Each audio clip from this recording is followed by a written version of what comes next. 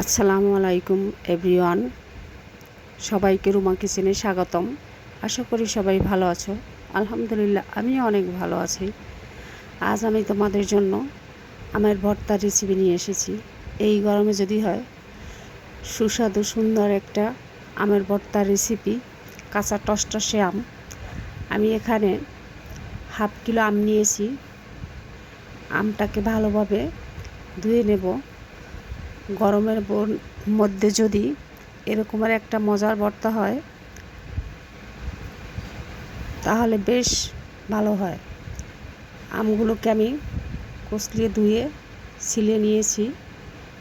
এখন এটাকে আমি কেটে নিব। কেটে বিচিগুলো ফেলে দিব। এটাকে এখন ছোট ছোট করে কুচিয়ে নেব। দেখো, ছোট ছোট করে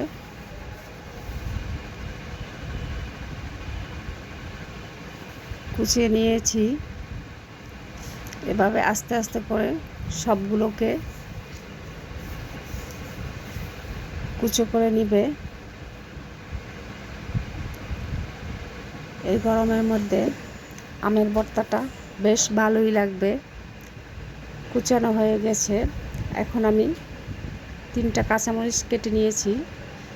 দিব স্বাদ মতো লবণ। এটাকে একটু মিশিয়ে নেব, লবণ আর মরিচ।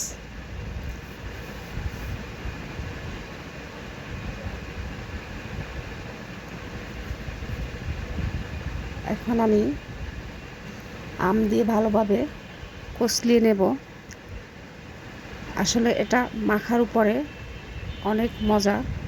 তুমি এটাকে যত মেখে নেবে ততই ভালো লাগবে। পরিমাণ মতো চিনি দেব।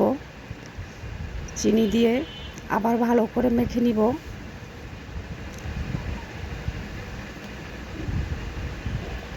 দুধ চিনি দিয়ে কাঁচা আমের ভর্তা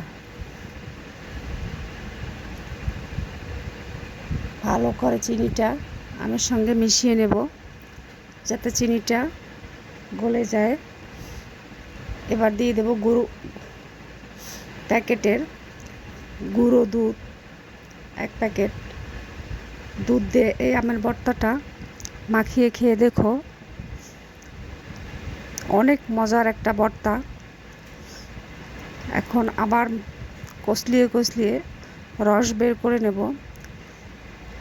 ভর্তাটার যখন মাখা হয়ে যাবে, রস বের হবে, তখন ভর্তাটা অনেক মজা লাগবে। এভাবে তৈরি করে খেয়ে দেখো। আমের ভর্তাটা গরমের মধ্যে এরকমের একটা ভর্তা হলে অনেক মজা হয়, খেতে ভালো লাগে। তাই আমি তোমাদের জন্য নতুন একটু ভর্তা নিয়ে এসেছি।